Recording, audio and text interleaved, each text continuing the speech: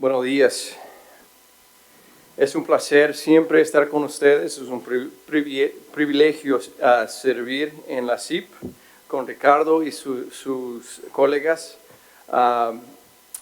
Por interés del tiempo voy a hablar en inglés porque puedo hablar más rápido y tengo mucho que decir hoy sobre el contexto en donde nos encontramos ahorita en nuestra industria. Entonces voy a tratar un tema hoy de tres fuerzas. Entonces voy a hablar en inglés. Me disculpe, por favor. It really is a privilege for me to be with you. I've been associated with the CEEP for about 4 years now, and I'm incredibly impressed with the work that you do in your countries and also together. I work all over the world with media groups, all over the United States, Europe, India, and most especially Latin America.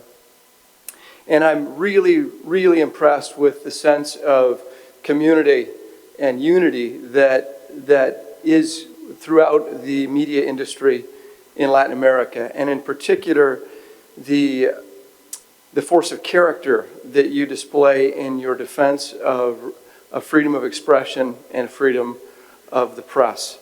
And those are values, of course, that we all hold dear.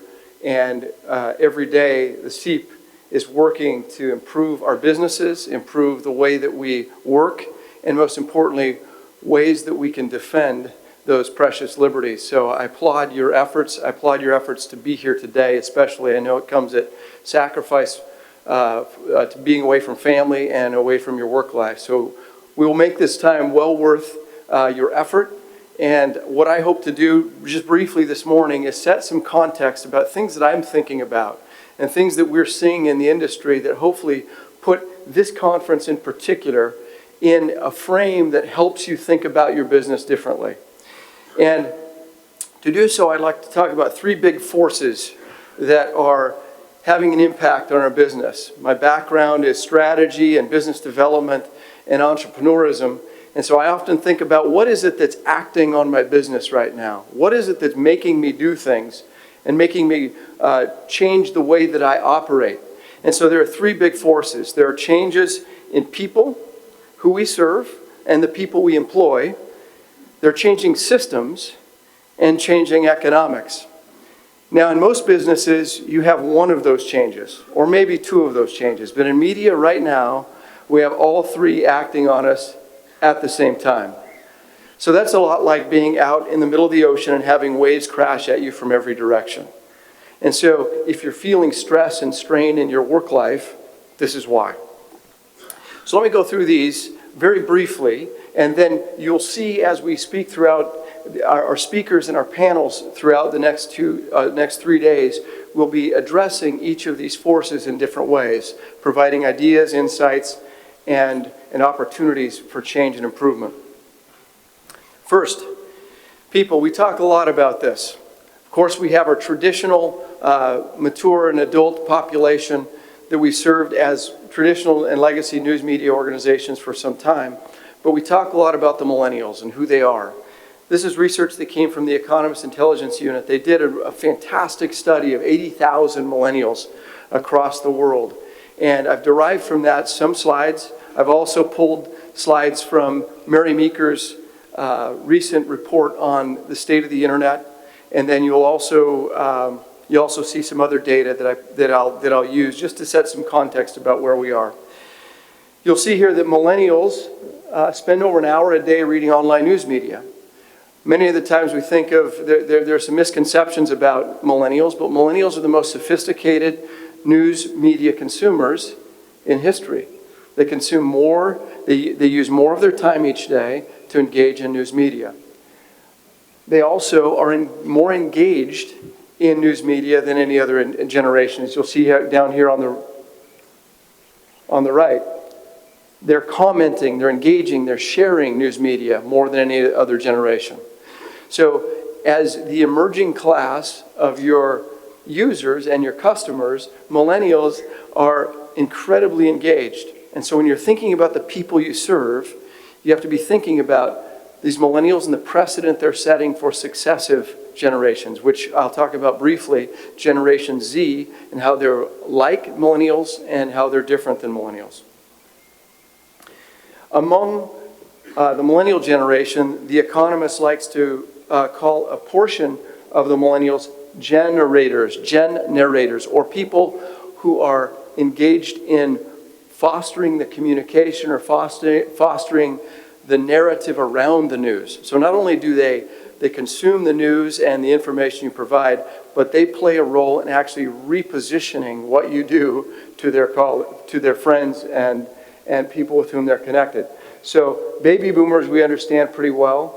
Generation X, which is my generation, millennials make up a huge percentage of those who consume our news media. So when you're thinking about people, almost 3/4 of millennials are actively engaged in news consumption. And among those, there's even a stronger subsegment called gen narrators. So to highly advocate that you and your staff take some time to look through this Economist Intelligence Unit study on the rise of the millennials and what they mean and what we know about the millennials, because they add some really fascinating flavor to how we understand this rising generation. Here's some interesting differences between millennials and Generation Z, which is the generation coming up behind them. I think that the fascinating aspect is millennials are always looking at two screens. They're looking at their desktop and their mobile. In Generation Z, they're looking at 5 things at once. They're swapping between multiple applications, multiple platforms. So the ability to capture their attention actually shrinks because their attention is split between 5 different platforms. Millennials curate and share content versus Generation Z, they want to create and collaborate around content. Millennials are focused about the here and now, what's going on in my life. Generation Z actually is a little bit more future focused.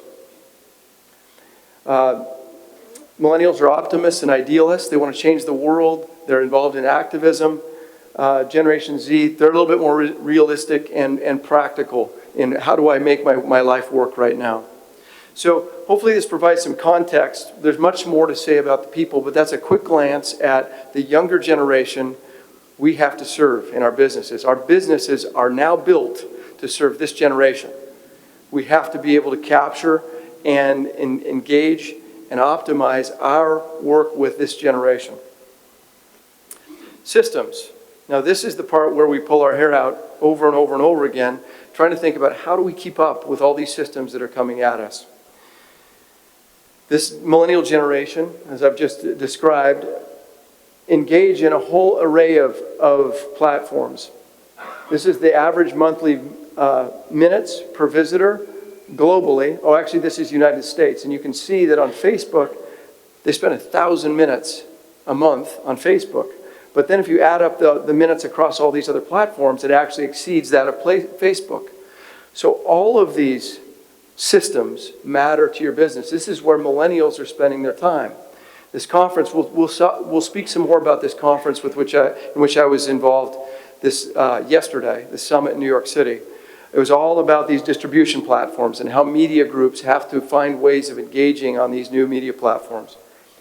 But they're spending their attention and their time on these new systems. And it's a challenge, but it's also an opportunity for us to engage with our audience in new ways off our website. It's a different way of thinking of how to engage people on different platforms. As you saw, both millennials and especially the Generation Z are highly visual.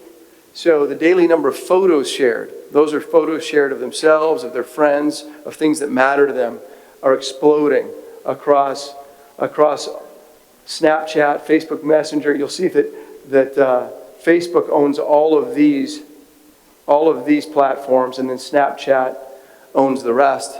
That is an incredible number of photos shared per day. So highly visual communication. If we think only about articles that we write in newspapers, we've already lost the game. We have to find new ways of storytelling, new ways of engaging audiences. How do we take a 1,000-word essay and compress it into a visual element that then leads people to the story? There are all kinds of different ways we have to think about our business given these trends, and how do we do so on these different systems? This is another, it's a little bit hard to see, but what you see here are the growth of different messenger applications from LinkedIn, Twitter, Instagram, WeChat, that's mostly in Asia, Facebook Messenger, and increasingly WhatsApp. How many of you use WhatsApp on a daily basis? Yeah, most of my communication with my Latin American and Indian colleagues is done on WhatsApp now. Hardly ever, I send documents via email, but most of my communication is on WhatsApp. It's really remarkable. So to be an effective media company, we have to think about these messenger tools as well. Video is also growing. Video as a form of communication, as a form of storytelling, as a form of interacting with audience has grown dramatically, and we see that, we don't see that slowing down at all. In Latin America, in particular, it is huge. So around 50% of video views now are not only in video, but 50% on smartphones. Finally, the economics have changed dramatically. So again, this is from Mary Meeker's report. You've probably seen a version of this. This is United States specific, but the same principles apply in Latin America. Over here on the left, you'll see print. This is the amount of time spent versus the amount spent by advertisers in your market. So in print, people are only spending 4% of their time in newspaper consumption. But newspapers are spending 18% of their budgets on print. We call that being over-indexed, meaning they're spending too much money on newspapers, I'm sorry to say. So if I were to be a consultant to newspapers, I would say you're spending too much money on newspapers. Instead, it looks like you're spending about the right amount on radio, about the right amount on TV, about the right amount on internet in general, but on mobile, advertisers aren't spending enough. And so the opportunity for growth in monetization is on mobile. So that's the new economic play, of course, is on mobile. It's also very difficult. But these are some of the economics that are coming into play, particularly in mobile. One of the challenges of the economics of mobile, however, is mobile ad blocking. And you'll see here the growth of use of mobile ad blockers that restrict our ability to monetize mobile. So we've got these economic forces that are coming at odds with the need that we have to monetize mobile. The good news is there are opportunities that are emerging that allow us, in particular with millennials and the Gen narrators, to do different things on mobile than we've done on desktop. If you'll see on this axis, it's a little hard to tell, the percentage who regularly engage with brands online. And here, percentage who regularly consume online print and press. What this means is these are people up and to the right who are regularly engaged on websites who also engage with brands. So the rising generation is very, very open to engaging with brands in new and interesting ways. That gives us as media organizations the opportunity to also provide brands new solutions on our platforms.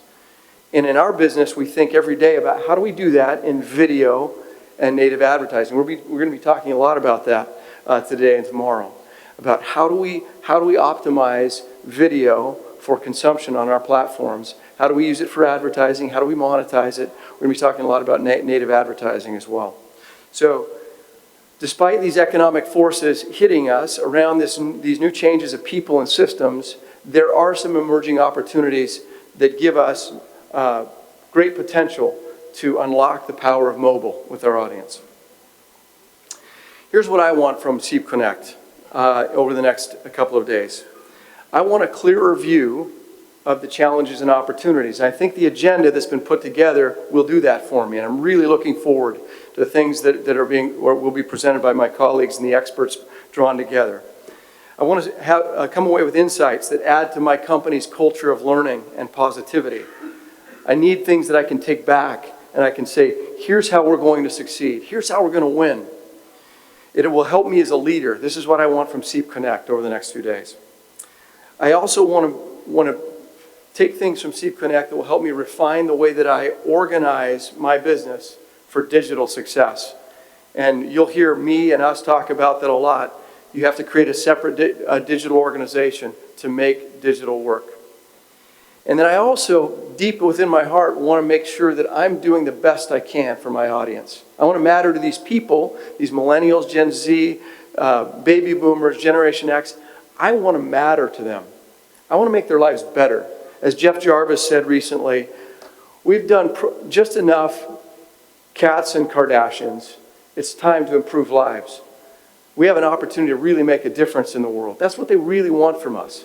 And so I'm looking forward to the comments and the insights from my colleagues over the next couple of days about how I can truly make a difference in the world as well. Because that's the force, that's the power that we need to go out and make these very difficult changes. That's the motivation that we need. So thank you, and good luck deriving these insights and making them apply to your lives. Feel free to write me, connect with me. If you have any questions, happy to help at any time.